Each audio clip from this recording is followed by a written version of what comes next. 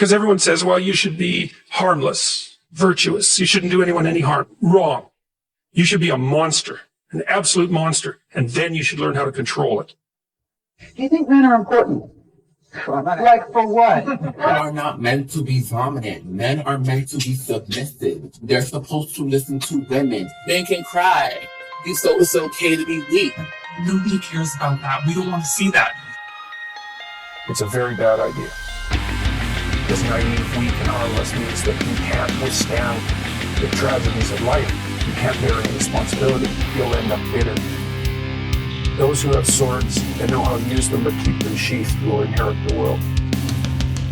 And that's not the same as being naive and weak and harmless, which is what young men are being encouraged to be. This dude needs to be a little bit. He needs to learn how to growl a little bit. Show your teeth, how to just stand up, posture correct. We're now teaching the new generation of men that they don't have duty and they can just act on their feelings and act how they feel, and they don't have to act as a man should. You know what happens when you get men who just act how they feel? It's okay to feel this way, that way, etc., and have no self-control. That is why we have the problems we have in the world. Absolutely nothing wrong. So when they talk about toxic masculinity, they have it completely inverse, on its head. Completely nothing wrong. We need to be teaching stoicism. We need to be teaching young men to understand that the world is very, very difficult. It's hard to be a man. You're going to feel bad sometimes. When a man does not feel appreciated in the area of his presence, he becomes a version of a man that he can give you and still survive. And I promise you, you will not like that version. That version of him is silent, frustrated, sharp with his words.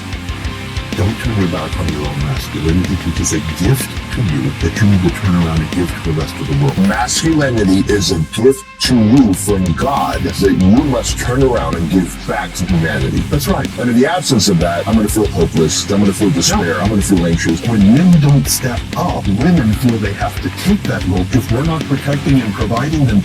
Men who do not control their emotions are dangerous. If you find a man who is stoic, he's not going to hurt people. He's going to sit and think about his actions very carefully, and he's going to be a good man who protects and provides for his family. If you find I say that life as a man is exceptionally difficult, I say the most beautiful and the most terrifying thing about being a man is you're born without values. Society doesn't care about you. You're only going to be cared about based on how useful you are. Be a dangerous man. You can't be a good man, a fully good man, if you're not a dangerous man. So okay, be dangerous. Now, being dangerous is not being a threat. They're two different things. To be good is to do good to people, and sometimes doing good to people is protecting those people. Often the most dangerous man in the room is the quietest man in the room. All right? And it's not about going out and lifting weights and getting a bunch of tattoos and wearing leather jackets and walking around with your chest and shoulders up, walking around saying, I'm dangerous. That's very rarely is that dangerous, man. Become a good man.